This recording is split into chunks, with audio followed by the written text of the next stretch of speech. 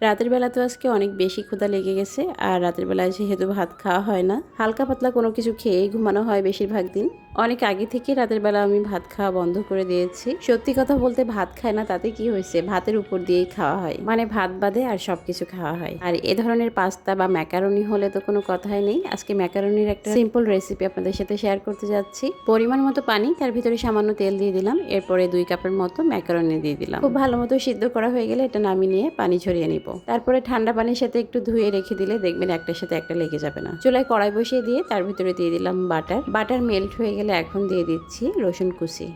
আর রসুনটা কিন্তু একদম মিহি কুচি করা হতে হবে। রসুন ভাজতে ভাজতে যখন গায়ের কালারটা একটু বাদামি কালার হয়ে যাবে তখন অ্যাড করে দিব 2 টেবিল চামচের মতো ময়দা। তো এই পর্যায়ে চুলার আঁচটা একদম লোতে দিয়ে ময়দাটা 30 সেকেন্ডের মতো ভেজে নিতে হবে। হিট যদি বাড়ানো থাকে তাহলে এটা পুড়ে যেতে পারে আর তখন তিতাও লাগতে পারে। তো এই পর্যায়ে অ্যাড করে দিব 1 কাপের মতো লিকুইড দুধ। তো দুধটা দেওয়ার পরে এটা খুব দ্রুত একটু নেড়ে চেড়ে মিশিয়ে নিতে হবে। মিশিয়ে নেওয়া হয়ে গেলে অ্যাড করে দেবো চিজ। মজারেলা চিজটা আমি আগে থেকেই গ্রেটারে গ্রেট করে রেখে দিয়েছিলাম, সেটা এখানে দিয়ে দিলাম। আমি 1/3 কাপের মতো ব্যবহার করেছি, তবে আপনারা চাইলে আরেকটু বাড়িয়ে দিতে পারবেন। এরপর আমি চিনি অ্যাড করলাম সামান্য, লবণ দিয়ে দিলাম স্বাদ মতো, চিলি ফ্লেক্স আর গোলমরিচের গুঁড়া 1/2 চা চামচের মতো করে দিয়েছি।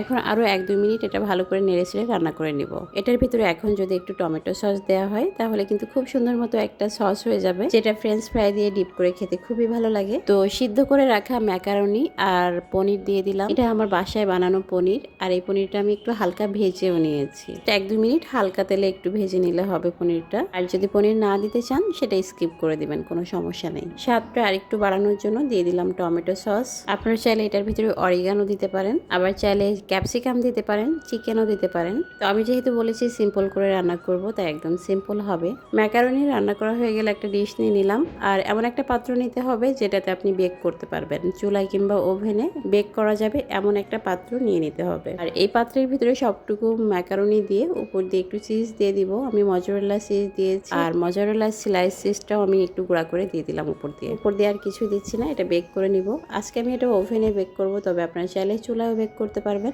180 ডিগ্রি সেলসিয়াসে আমি এটা বেক করে নিয়েছি। আর চুলায় যদি আপনারা বেক করতে চান তাহলে আগে প্রিহিট করে নেবেন 4-5 মিনিট। এরপর সেম কেক যেভাবে বেক করা হয় চুলায়, ওইভাবে আপনারা 10 মিনিটের মতো বেক করে নেবেন।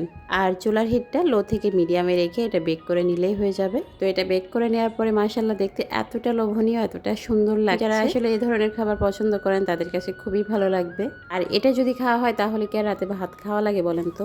এটাতেই কিন্তু ভরপুর পেট ভরে যাবে। মাঝে মাঝে বিকালের নাস্তা এটা বানিয়ে নিতে পারেন, আত্মীয় স্বজন আসলে তাদেরকে সার্ভ করতে পারেন। সবাই খুবই পছন্দ করবে আশা করি। আর আজকের ভিডিও ভালো লাগলে কিন্তু অবশ্যই শেয়ার করে রাখবেন। যখন বানাবেন একবার দেখেই বানাতে পারবেন। অনেক সময় চুলায় বানালে এত সুন্দর একটা কালার উপরে আসে না। তাদের জন্য একটা সিক্রেট বলে দিই, আপনারা যখন বেক করবেন পাতিলের ভিতরে একটা সাদা পেপার দিবেন, তার উপরে স্ট্যান্ড বসে তার উপরে এই ডিশটা বসিয়ে দিবেন। কেক বেক করার সময় আমরা কিন্তু এ ধরনের পেপার দিয়ে থাকি কেকের উপরে সুন্দর একটা কালার আসার জন্য। একইভাবে এই ম্যাকারনি বা পাস্তা রান্নার সময় দিয়ে দিবেন, তাহলে দেখবেন সুন্দর কালার চলে আসবে। তো এই ছিল আজকে সিম্পল রেসিপি। সবাই ভালো থাকুন। আল্লাহ হাফেজ। আসসালামু আলাইকুম।